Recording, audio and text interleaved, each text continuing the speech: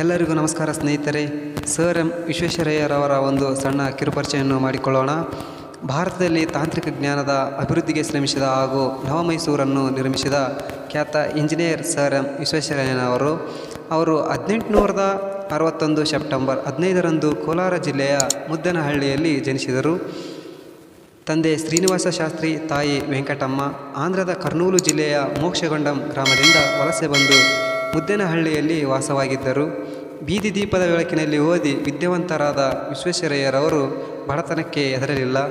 ಓದಿಗಾಗಿ ಹಗಲಿರುಳು ಶ್ರಮಿಸಿದ ಹಾಗೂ ಪೂನಾದಲ್ಲಿ ಇಂಜಿನಿಯರಿಂಗ್ ಮುಗಿಸಿ ಮುಂಬಯಿಯಲ್ಲಿ ಇಂಜಿನಿಯರ್ ಆಗಿ ಕೆಲಸಕ್ಕೆ ಸೇರಿದರು. ಪೂನಾದಲ್ಲಿ ಕುಡಿಯುವ ನೀರಿನ ಹಾಗೂ ಒಳಚರಂಡಿ ವ್ಯವಸ್ಥೆ ರೂಪಿಸಿ ಹೆಸರುವಾಸಿಯಾದರು.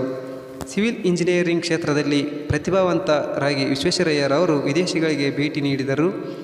ಅಲ್ಲಿನ ಕೈಗಾರಿಕಾ, ನೀರಾವರಿ, ವಿದ್ಯುಚ್ಛಕ್ತಿ ಉತ್ಪಾದನೆ ಮುಂತಾದವುಗಳನ್ನು ನೋಡಿ ಭಾರತದಲ್ಲಿ ಕೂಡ ಕೈಗಾರಿಕೆಗಳನ್ನು ಸ್ಥಾಪಿಸುವ ನಿರ್ಧಾರವನ್ನು ಕೈಗೊಂಡರು. ವಿಶ್ವೇಶ್ವರಯ್ಯರವರು ಕಾವೇರಿ ನದಿಗೆ ಅಡ್ಡಲಾಗಿ ಕೃಷ್ಣರಾಜ ಸಾಗರ ಅಣೆಕಟ್ಟು ನಿರ್ಮಿಸಿದರು. ಭದ್ರಾವತಿಗೆ ಕಬ್ಬಿಣ ಮತ್ತು ಉಕ್ಕಿನ ಕಾರ್ಖಾನೆ ಸ್ಥಾಪಿಸಿದರು. ಹೀಗೆ ತಮ್ಮ ವೃತ್ತಿ ಕಾಯಕದಲ್ಲಿ ಹಗಲಿರುಳು ದುಡಿಯುವ ಜತೆಗೆ ಒಳ್ಳೆಯ ಬರಹಗಾರರು ಕೂಡ ಆಗಿದ್ದರು. ಕೆಲವು ಕೃತಿಗಳನ್ನು ಕೂಡ ರಚಿಸಿದ್ದಾರೆ.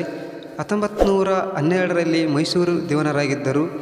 1962 ಏಪ್ರಿಲ್ 4ರಂದು ನಿಧನರಾದರು.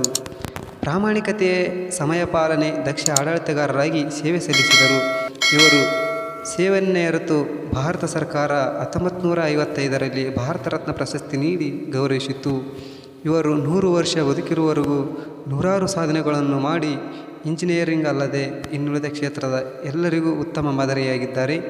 ವಿಶ್ವೇಶ್ವರಯ್ಯರವರು ಜನ್ಮದಿನದ ಅಂಗವಾಗಿ ಇಂಜಿನಿಯರ್ಗಳ ದಿನವೆಂದು ಆಚರಿಸಲಾಗುತ್ತದೆ. ಈ ವಿಡಿಯೋ ಇಷ್ಟವಾದರೆ ಲೈಕ್ ಮಾಡಿ, ಶೇರ್ ಮಾಡಿ ಹಾಗೂ ಸಬ್ಸ್ಕ್ರೈಬ್ ಮಾಡಿ. ಎಲ್ಲರಿಗೂ ತುಂಬ ಹೃದಯದ ಧನ್ಯವಾದಗಳು.